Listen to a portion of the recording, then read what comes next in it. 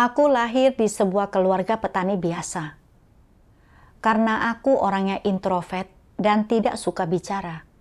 Sejak aku masih kanak-kanak, keluarga dan kerabatku sering mengatakan bahwa aku tidak pandai bicara dan tidak semenarik saudari perempuanku. Meskipun bekerja di luar rumah, aku tidak pandai berinteraksi dengan orang atau menyenangkan atasan. Sehingga pekerjaan yang kotor dan melelahkan selalu ditugaskan kepadaku.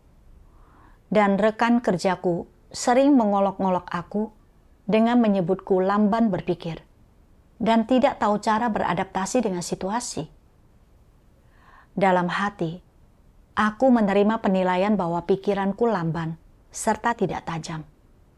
Dan aku merasa tidak pandai berinteraksi dengan orang lain, sehingga aku menjadi semakin tertutup. Aku sering merasa sedih atas kecanggunganku dalam berbicara. Terutama ketika aku melihat orang-orang yang pandai bicara dan cepat tanggap. Aku jadi merasa iri kepada mereka. Berpikir bahwa orang-orang seperti itu akan disukai kemanapun mereka pergi. Setelah percaya kepada Tuhan, aku juga sangat pendiam ketika pertama kali mulai menghadiri pertemuan. Khawatir bahwa persekutuanku yang kikuk akan menjadi bahan tertawaan di antara saudara-saudari. Namun, saudara-saudari sering mendorongku untuk lebih banyak bersekutu. Aku melihat bahwa saudara-saudari dengan mudah dan terbuka berbagi keadaan serta masalah mereka, dan tidak seorang pun meremehkan atau memandang rendah orang yang memiliki kekurangan.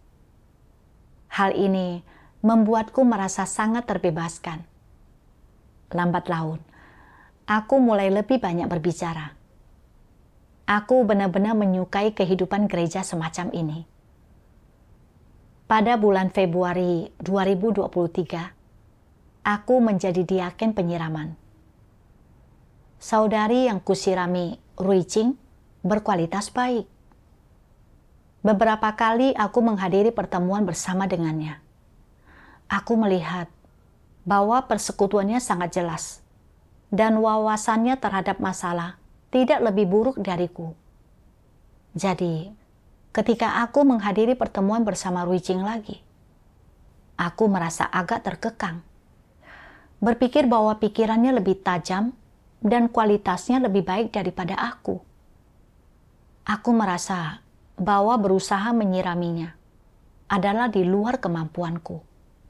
Maka, kapanpun dia mengalami keadaan buruk, aku akan membicarakan tentang hal itu secara singkat dengannya. Dan kemudian mengganti topik pembicaraan.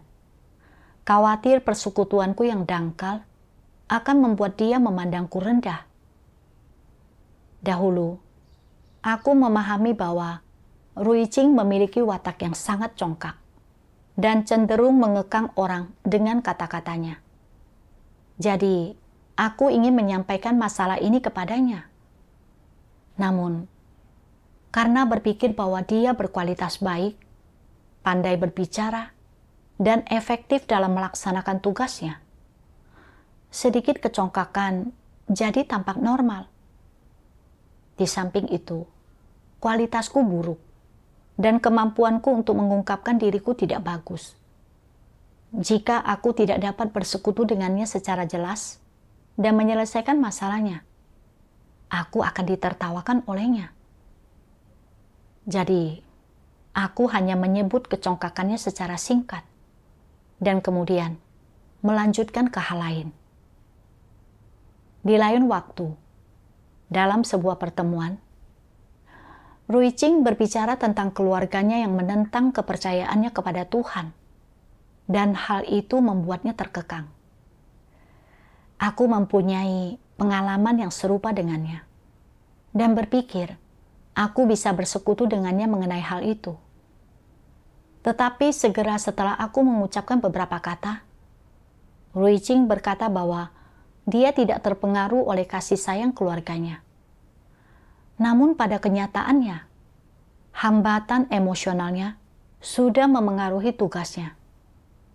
Dan aku tahu aku perlu bersekutu dengannya tentang masalah itu sesegera mungkin. Namun, setelah mendengarnya mengatakan hal itu, aku tidak berani melanjutkan persekutuan tersebut. Aku pun berpikir, jika aku terus bersekutu, akankah Ruijing berpikir aku mengomelinya dan tidak mampu memahami berbagai hal? Lebih baik aku tidak mempermalukan diriku sendiri lagi. Ruijing berkualitas baik dan tidak membutuhkan aku untuk bersekutu dengannya. Dia bisa mencari kebenaran dan memecahkan masalah ini sendiri. Oleh karena itu, aku tidak melanjutkan persekutuan. Namun, sesudahnya keadaan Ruijing tidak membaik dan tugasnya terpengaruh. Setelah itu, setiap kali Ruijing hadir di pertemuan, aku merasa sangat terkekang. Khawatir persekutuanku yang buruk akan membuat dia memandangku rendah. Aku merasa sangat tersiksa dan negatif karena tidak dapat mempersekutukan apa yang seharusnya kubagikan. Dan aku tidak dapat memenuhi tanggung jawabku. Aku merasa seperti menjalani hidup yang menyedihkan.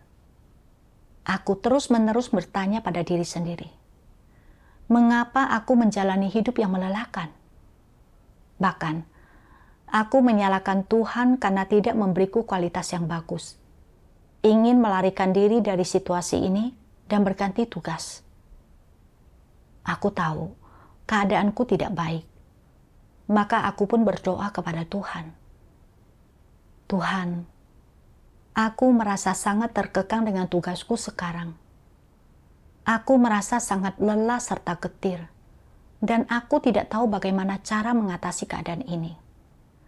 Semoga Engkau mencerahkan dan membimbingku untuk mengenal diriku, dan keluar dari keadaan yang salah ini. Setelah berdoa, aku mencari firman Tuhan yang relevan untuk dibaca. Tuhan Yang Maha Kuasa berfirman, "Ada orang-orang yang sejak kecil kurang cerdas, tidak pandai berbicara, dan berwajah biasa saja, sehingga orang lain di keluarga mereka dan di tengah masyarakat berkomentar negatif tentang mereka.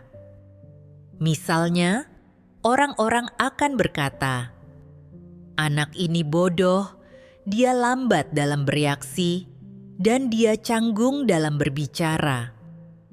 Lihatlah anaknya orang itu, tutur katanya yang manis sungguh memikat hati orang. Sedangkan anak ini, ketika bertemu orang lain, dia tidak tahu harus berkata apa atau bagaimana membuat orang lain senang, dan ketika dia melakukan kesalahan, dia tidak tahu bagaimana menjelaskan atau membenarkan dirinya sendiri. Anak ini idiot.' Orang tua mereka mengatakan hal ini, begitu pula kerabat, teman, dan guru mereka. Lingkungan ini tanpa disadari memberi tekanan tertentu pada orang-orang semacam ini, menyebabkan mereka tanpa sadar mengembangkan pola pikir tertentu. Pola pikir seperti apa? Mereka merasa tidak menarik dan tak seorang pun menyukai penampilan mereka, dan mereka tidak mendapatkan nilai bagus dalam pelajaran dan lambat dalam bereaksi. Mereka selalu merasa malu untuk membuka mulut dan berbicara ketika bertemu orang lain, dan mereka terlalu malu untuk mengucapkan terima kasih ketika orang memberi mereka sesuatu. Mereka berpikir, "Mengapa aku begitu canggung dalam berbicara? Mengapa orang lain begitu pandai berbicara? Aku ini benar-benar bodoh." Tanpa sadar, mereka menganggap diri mereka sangat tidak berharga. Tetapi mereka tetap tak mau mengakui bahwa dirinya tidak berharga, bahwa dirinya sebodoh itu.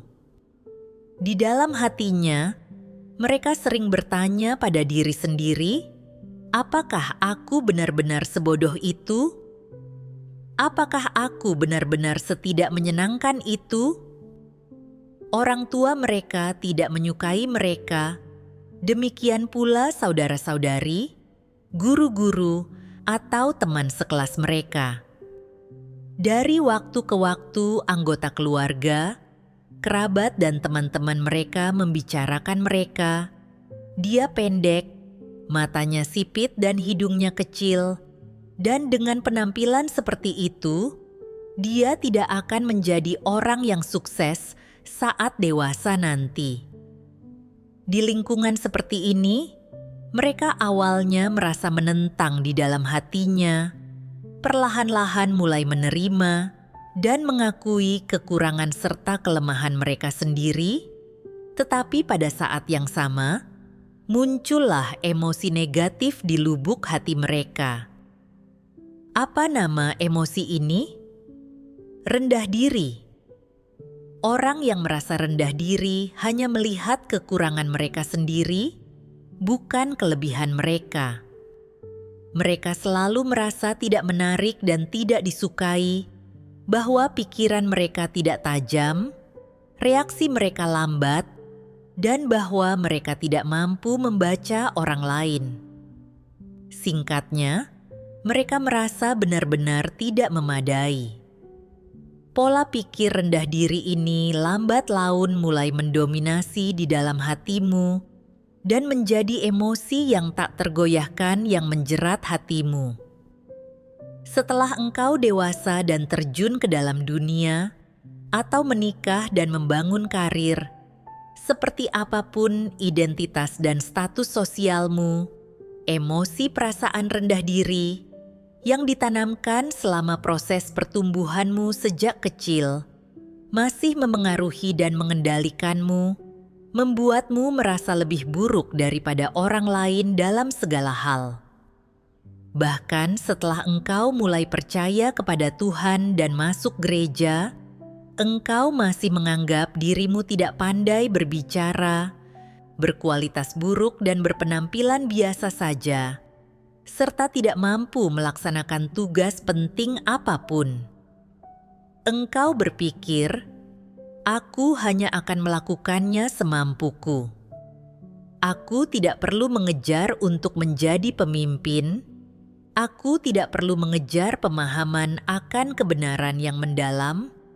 Aku bersedia hanya menjadi orang yang paling tidak penting, dan orang lain boleh memperlakukanku sesuka mereka." Engkau mungkin tidak dilahirkan dengan emosi rendah diri tersebut, tetapi di sisi lain, karena lingkungan keluarga dan pengasuhan terhadapmu telah memberimu beberapa pukulan atau penggolongan yang tidak pantas, ini menyebabkan munculnya emosi rendah diri di dalam dirimu. Dari firman Tuhan, aku memahami bahwa alasanku sering hidup dalam perasaan tertekan dan keputusasaan, terutama adalah karena aku hidup dalam perasaan negatif karena rendah diri. Sejak masa kanak-kanak, aku tidak pandai berbicara, baik saat di rumah maupun saat bekerja di luar. Para kerabat dan rekan kerja semuanya mengatakan bahwa aku tidak cakap berbicara dan tidak mampu menyenangkan orang. Maka, aku pun merasa bahwa aku canggung dalam berbicara, tidak berpikiran tajam, dan merasa lebih rendah dari orang lain dalam segala hal. Lama-kelamaan, aku merasa makin rendah diri. Setelah percaya kepada Tuhan, keadaannya sama saja. Terutama ketika aku melihat saudara-saudari yang lebih baik daripada aku merasa rendah diri, sering hidup dalam emosi negatif. Ketika berinteraksi dengan Ruijing, aku melihat Ruijing cepat tanggap serta fasih dalam berbicara. Dan aku merasa bahwa kemampuanku untuk mengungkapkan diriku dan kualitasku lebih rendah darinya. Sehingga ketika aku berkumpul dengannya, aku merasa terkekang dan merasa tidak bebas. Bahkan ketika aku melihat dia dalam keadaan yang buruk, aku tidak berani bersekutu dengannya. Aku selalu hidup dalam perasaan negatif karena rasa rendah diri. Aku menyadari betul bahwa di rumah Tuhan tidak ada perbedaan antara tinggi dan rendah. Tetapi aku tetap saja mengagumi orang yang memiliki karunia serta berkualitas baik. Dan aku tidak mampu memandang kekuranganku sendiri dengan benar. Hal ini sering mengekangku dalam melaksanakan tugas, menghalangiku untuk mendapatkan pekerjaan dan bimbingan Roh Kudus. Aku tahu bahwa berbahaya jika terus seperti ini dan ingin segera membalik keadaan ini. Aku membaca lebih banyak firman Tuhan. Tuhan Yang Maha Kuasa berfirman, apapun situasinya, ketika orang yang pengecut menghadapi kesulitan, mereka mundur. Mengapa mereka mundur? Salah satu alasannya adalah karena ini disebabkan oleh emosi perasaan rendah diri mereka. Karena mereka merasa rendah diri dan tidak berani tampil di depan orang-orang, mereka bahkan tidak mampu mengemban kewajiban dan tanggung jawab yang seharusnya mereka emban. Mereka juga tidak dapat memikul beban dari apa yang sebenarnya mampu mereka capai dalam lingkup kemampuan dan kualitas mereka sendiri, serta dalam lingkup pengalaman mereka sebagai orang normal. Emosi perasaan rendah diri ini memengaruhi setiap aspek kemanusiaan mereka, memengaruhi karakter mereka, dan tentu saja itu juga memengaruhi kepribadian mereka. Hatimu dipenuhi emosi perasaan rendah diri ini, dan emosi ini telah ada sejak lama, bukan suasana hati yang sementara. Sebaliknya, itu mengendalikan pemikiranmu dengan kuat dari kedalaman jiwamu. Itu membungkam rapat bibirmu, sehingga pemahaman murni seperti apapun yang kau miliki, atau pandangan dan pendapat apapun yang kau miliki tentang orang, peristiwa, dan hal-hal, engkau hanya berani berpikir, tidak pernah berani mengungkapkannya secara terbuka. Entah orang lain menyetujui apa yang kau katakan, atau mengkritik dan mengoreksimu, engkau tidak berani menerima hasil semacam itu. Mengapa demikian? Itu karena emosi perasaan rendah diri yang ada di dalam dirimu berkata kepadamu, jangan katakan apapun. Kualitasmu buruk dan engkau tidak memiliki kenyataan kebenaran. Pemahaman dan pendapatmu mungkin tidak benar, dan engkau tidak memenuhi standar dalam pengejaranmu akan kebenaran. Jadi, jangan katakan apapun dan jangan lakukan apapun. Engkau tidak memenuhi syarat untuk membuka hatimu dan mengatakan apa yang kau inginkan, seperti yang orang lain lakukan. Engkau tidak bisa mencurahkan isi hatimu kepada orang lain. Engkau tidak sebaik mereka. Emosi perasaan rendah diri ini menuntun cara berpikir orang.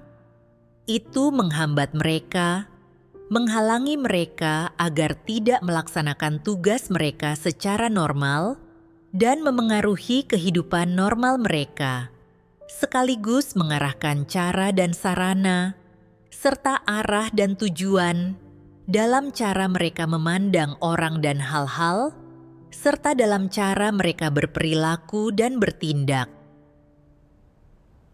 Dari firman Tuhan, aku memahami bahwa ketika orang hidup dengan perasaan rendah diri, dia memandang orang-orang dan hal-hal, serta berperilaku dan bertindak dengan tidak berdasarkan firman Tuhan. Dia tidak mampu memenuhi tanggung jawab dan kualitas bawaannya tidak bisa dimanfaatkan. Dengan terus seperti itu, tidak hanya jalan masuk kehidupannya sendiri yang terhambat, tetapi dalam kasus yang serius, tugasnya terkena dampak dan pekerjaan gereja terhambat. Memikirkan kembali hal itu, aku menerima penilaian orang lain tentang diriku sejak kanak-kanak dan hidup dengan perasaan rendah diri. Aku selalu merasa lebih rendah dari orang lain, tidak berani mengungkapkan atau mendiskusikan masalah ketika aku mengetahuinya. Ketika berinteraksi dengan Ruijing, aku mengetahui wataknya yang sangat congkak, dan kata-kata maupun tindakannya mengekang saudara-saudari. Maka, aku seharusnya bersekutu dengannya dan menunjukkan masalah ini. Tetapi, aku merasa kualitasku tidak sebaik dia, yang membuatku merasa ragu bersekutu dengannya, karena aku merasa itu merupakan tindakan yang lancang. Aku melihat kinerja tugasnya dipengaruhi oleh rasa kasih sayangnya. Dan sekalipun aku mempunyai pengalaman dalam bidang ini, aku merasa kualitasku buruk. Jadi, aku tidak berani bersekutu. Aku menyadari bahwa aku benar-benar dikendalikan oleh perasaan rendah diri. Mulutku rasanya terkunci, tidak mampu mengatakan apa yang perlu dikatakan. Aku melihat Ruijing hidup dalam watak yang rusak dan tidak berani bersekutu dengannya. Tidak mampu memenuhi tugasku untuk melindungi pekerjaan gereja. Aku hidup dalam keadaan tersiksa dan negatif, tidak mampu melepaskan diri. Apakah ini akan merugikan orang lain dan diriku sendiri? Aku membaca firman Tuhan. Tuhan Yang Maha Kuasa berfirman, "Emosimu ini bukan saja tidak positif, tetapi lebih tepatnya, itu sebenarnya menentang Tuhan dan kebenaran. Engkau mungkin menganggap ini adalah emosi yang ada dalam kemanusiaan yang normal, tetapi di mata Tuhan, ini bukan sekadar masalah emosi, melainkan cara untuk menentang Tuhan. Orang-orang menggunakan emosi negatif ini sebagai cara untuk menentang Tuhan, firman Tuhan, dan kebenaran."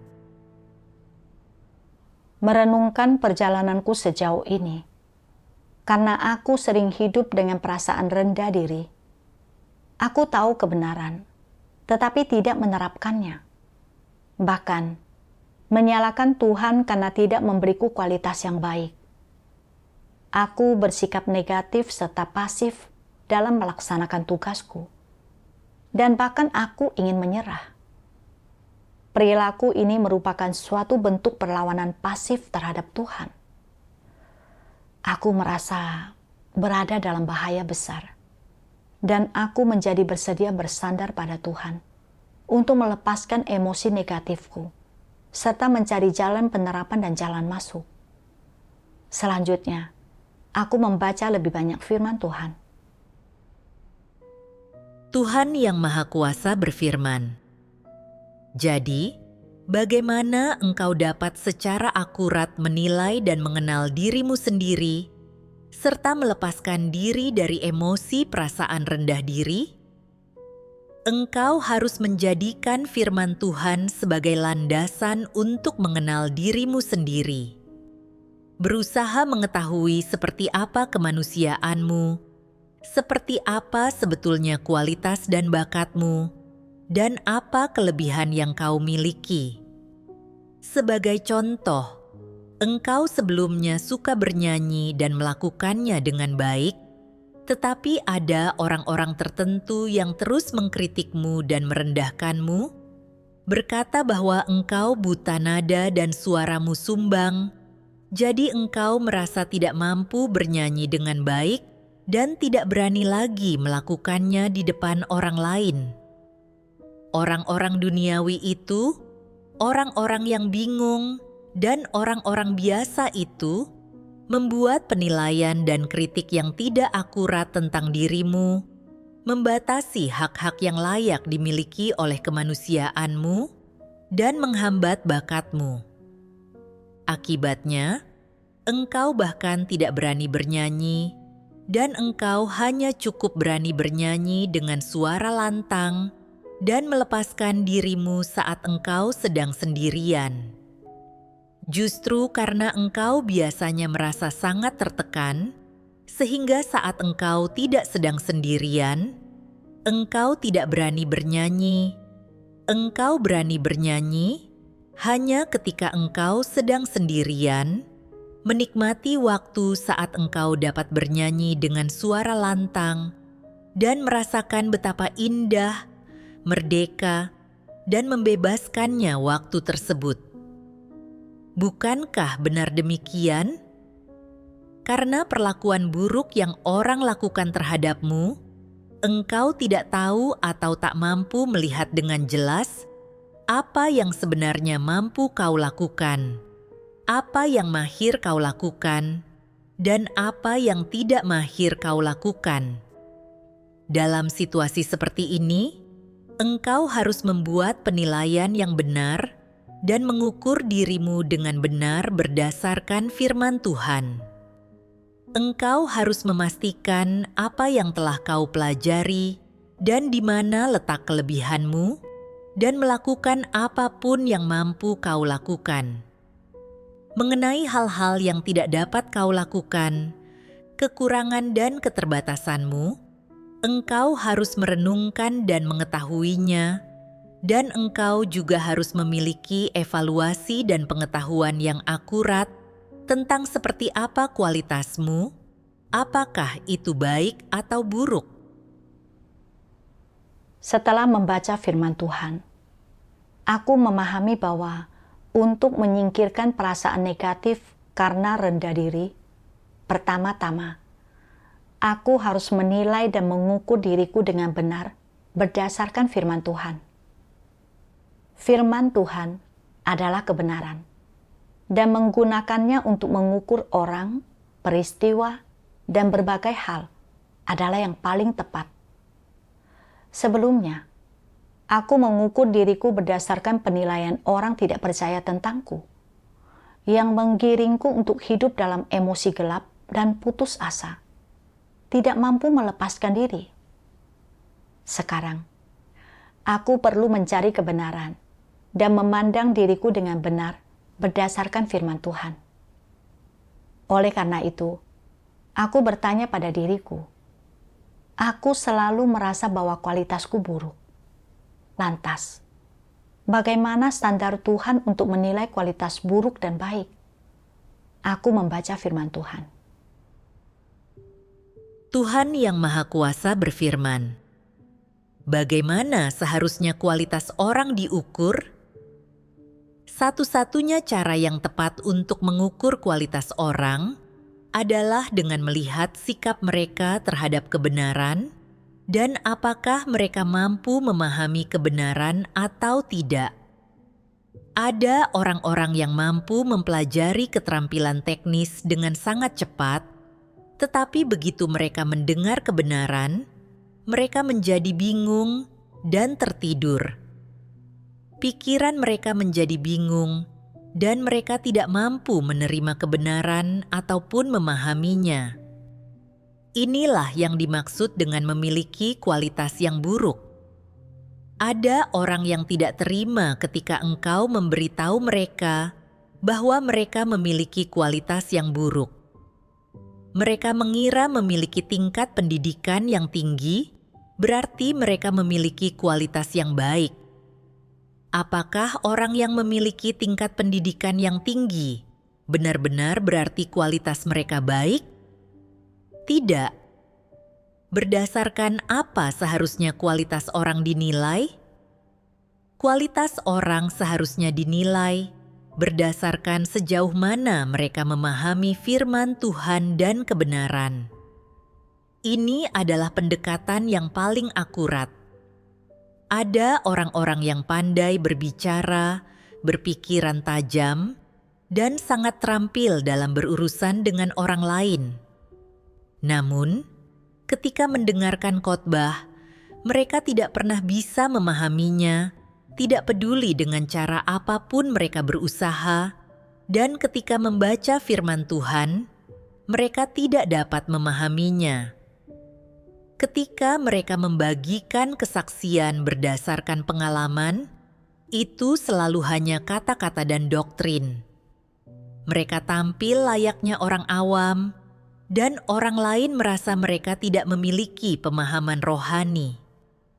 Mereka adalah orang-orang yang berkualitas buruk. Firman Tuhan menyampaikan kepada kita bahwa standar pengukuran kualitas seseorang didasarkan pada seberapa baik orang itu memahami firman Tuhan. Sebagian orang mungkin tampak mempunyai banyak karunia, cepat tanggap, dan memiliki keterampilan berbicara yang baik. Tetapi jika mereka tidak dapat memahami firman Tuhan atau memahami kebenaran yang dipersekutukan oleh Tuhan, orang-orang seperti itulah yang berkualitas buruk. Sementara, sebagian orang mungkin memiliki pendidikan rata-rata dan tidak terlalu terampil berbicara. Jika mereka dapat memahami maksud Tuhan dalam firman-Nya dan menemukan prinsip-prinsip penerapan, orang-orang inilah yang berkualitas baik. Ambillah Paulus sebagai contoh. Meskipun dia memiliki karunia, pengetahuan, kefasihan, dan dia menyebarkan Injil di sebagian besar Eropa, dia tidak memahami firman Tuhan ketika dia mendengarnya. Dan pada akhirnya, dia tidak mengenal Tuhan Yesus, serta tidak pernah mengakui esensi penentangannya terhadap Yesus. Kerja kerasnya adalah demi mendapatkan mahkota dan upah. Dan bahkan dengan congkak, dia menyatakan bahwa baginya hidup adalah Kristus. Hal ini menunjukkan bahwa Paulus tidak benar-benar memahami firman Tuhan atau mengerti kebenaran. Paulus adalah seseorang yang memiliki kualitas buruk. Sebaliknya, Petrus mampu memahami maksud Tuhan dalam firman-Nya, dan dia menemukan jalan penerapannya. Dia dapat menerapkan secara akurat sesuai tuntutan Tuhan, dan dia memberi kesaksian bahwa dia tunduk pada Tuhan sampai mati dan mengasihi Tuhan sebaik-baiknya. Dengan demikian, Petrus adalah orang berkualitas baik. Saat aku merenungkan diriku, aku tidak memandang orang atau berbagai hal menurut firman Tuhan. Aku selalu menganggap keterampilan berbicara yang baik dan sikap cepat tanggap sebagai standar kualitas yang bagus. Dan ketika aku tidak memiliki kondisi bawaan ini, aku hidup dalam perasaan rendah diri dan kenegatifan, serta menjadi pasif dan bersikap asal-asalan dalam melaksanakan tugasku. Hal ini tidak hanya menghambat jalan masuk kehidupanku sendiri, tetapi juga menyebabkan kerugian pada pekerjaan gereja. Setelah memikirkan lebih lanjut, meskipun keterampilan berbicaraku tidak begitu bagus, aku dapat memahami sebagian firman Tuhan ketika membacanya dan menyelesaikan sebagian masalah dengan mempersekutukan kebenaran. Dan saudara-saudari menilai kualitasku sebagai rata-rata. Aku perlu memandang diriku sendiri dengan benar berdasarkan firman Tuhan dan penilaian saudara-saudari, serta tidak mendefinisikan diri berdasarkan gagasanku sendiri. Menyadari hal ini, hatiku merasa sangat lega. Kemudian, aku bertemu dengan Ruijing, menunjukkan masalah yang dia hadapi satu demi satu, dan bersekutu dengannya menggunakan firman Tuhan yang relevan. Ruijing mau menerima petunjuk dan bantuan tersebut, serta mau mencari kebenaran, bertobat, dan berubah. Setelah menerapkan cara ini, aku merasa sangat tenang dan damai. Kemudian, aku merenung lagi, bertanya kepada diriku, watak rusak apalagi yang ada di balik perasaan rendah diri yang terus-menerus ini. Suatu hari, aku membaca firman Tuhan. Tuhan Yang Maha Kuasa berfirman, Penghargaan antikristus akan reputasi dan status mereka melampaui orang biasa dan merupakan sesuatu yang ada dalam esensi watak mereka. Itu bukanlah kesukaan pribadi yang sifatnya sementara ataupun efek sementara dari lingkungan mereka. Itu adalah sesuatu yang ada dalam hidup mereka, meresap dalam tulang mereka, dan dengan demikian, itulah esensi mereka. Dengan kata lain, dalam segala sesuatu yang antikristus lakukan, pertimbangan pertama mereka adalah reputasi dan status mereka sendiri, tidak ada yang lain. Bagi antikristus, reputasi dan status adalah hidup mereka dan tujuan yang mereka kejar sepanjang hidup mereka. Dalam segala hal yang mereka lakukan, pertimbangan pertama mereka adalah apa yang akan terjadi dengan statusku, lalu apa yang akan terjadi dengan reputasiku? Apakah melakukan hal ini akan memberiku reputasi yang baik? Apakah melakukan hal ini akan meningkatkan statusku di benak orang? Itulah hal pertama yang mereka pikirkan, yang merupakan bukti yang cukup bahwa mereka memiliki watak dan esensi antikristus. Dan karena hal inilah mereka memikirkan berbagai hal dengan cara ini. Dapat dikatakan bahwa bagi antikristus, reputasi dan status bukanlah tuntutan tambahan, apalagi hal-hal lahiriah bagi mereka yang dapat mereka abaikan. Reputasi dan status adalah bagian dari natur para antikristus. Kedua hal tersebut ada di dalam tulang mereka, dalam darah mereka, yang sudah menjadi bawaan lahiriah mereka. Para antikristus tidak acuh tak acuh apakah mereka memiliki reputasi dan status atau tidak. Ini bukanlah sikap mereka. Lantas, apa sikap mereka terhadap kedua hal ini? Reputasi dan status berkaitan erat dengan kehidupan mereka sehari-hari, dengan keadaan mereka sehari-hari, dengan apa yang mereka kejar setiap hari. Dari firman Tuhan, aku memahami bahwa antikristus sangat menghargai reputasi serta status. Dan mereka memandang reputasi serta status sama pentingnya dengan hidup itu sendiri. Aku menyadari perilakuku sama saja dengan perilaku antikristus.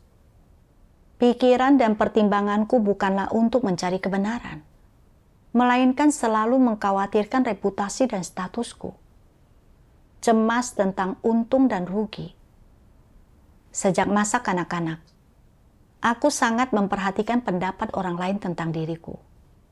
Dan ketika kerabat, teman, dan rekan kerjaku mengatakan bahwa aku berbicara dengan kikuk, aku makin jarang berbicara dengan orang lain dan menutup diri sehingga setidaknya aku bisa mengurangi kerusakan pada harga diriku. Setelah aku percaya kepada Tuhan, meskipun aku tahu bahwa saudara-saudariku bersikap terbuka serta jujur satu sama lain, dan kekurangan kami bisa diungkapkan secara terbuka tanpa ditertawakan oleh orang lain, aku masih sangat mengkhawatirkan reputasi serta status. Dan dalam pertemuan dengan orang-orang yang memiliki kualitas dan keterampilan berbicara yang lebih baik, aku khawatir saudara-saudari mungkin akan memandangku rendah karena aku canggung dalam berbicara. Jadi, aku berusaha berbicara sesedikit mungkin untuk menutupi kelemahanku dan menjaga reputasi serta statusku. Sebagai diaken penyiraman, menyelesaikan masalah yang berkaitan dengan tugas dan jalan masuk kehidupan setiap orang adalah tanggung jawabku. Tetapi aku khawatir bahwa perkataanku mungkin dianggap remeh dan bertele-tele, sehingga saudara-saudari akan memandangku rendah. Jadi, aku pun memilih mengesampingkan tugasku demi melindungi keangkuhan dan statusku. Racun setan seperti gajah mati meninggalkan gading, harimau mati meninggalkan belang, dan manusia membutuhkan harga dirinya, seperti pohon membutuhkan kulitnya, menjadi aturan yang kujalani. Aku meletakkan harga diri dan status di atas segalanya. Bahkan, mengabaikan tanggung jawabku yang paling mendasar. Aku sungguh egois dan tercela. Dengan cara apa aku telah melaksanakan tugasku? Aku menempuh jalan seorang antikristus. Kalau aku terus seperti ini tanpa bertobat, aku tidak hanya akan gagal menerima pekerjaan Roh Kudus, tetapi aku juga akan disingkirkan oleh Tuhan. Sejak saat itu, aku menjadi bersedia untuk bertobat kepada Tuhan dan membebaskan diriku dari ikatan emosi-emosi negatif tersebut. Selama pertemuan dengan orang-orang percaya baru, aku melihat saudari Ii mempersekutukan firman Tuhan dengan jelas, dengan pengungkapan yang lancar. Semua saudara-saudari mengangguk setuju atas apa yang dikatakannya. Dan aku kembali merasa rendah diri. Aku berpikir, lihat betapa bagus Ii mengungkapkan dirinya dan betapa mencerahkan persekutuannya. Aku buruk sekali dalam mengungkapkan diriku. Apakah saudara-saudari akan menertawakanku karena aku sudah lama percaya kepada Tuhan, tetapi masih belum bisa mencerahkan dalam persekutuan seperti orang percaya baru? Oleh karena itu, aku ragu untuk bersekutu.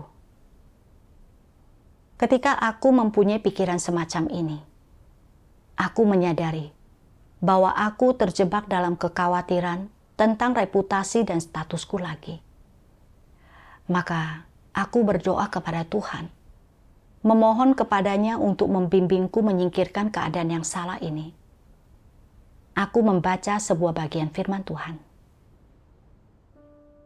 Tuhan Yang Maha Kuasa berfirman, ketika berbagai emosi negatif ini kembali muncul, engkau akan menyadari dan mengenalinya. Engkau akan tahu betapa merugikannya emosi negatif ini bagimu, dan tentu saja engkau juga harus berangsur-angsur melepaskannya. Ketika emosi-emosi negatif ini muncul, engkau harus mampu menerapkan pengendalian diri dan menggunakan hikmat. Engkau harus memiliki langkah-langkah penanganan yang tepat dan mampu melepaskan emosi-emosi negatif ini atau mencari kebenaran untuk mengatasinya.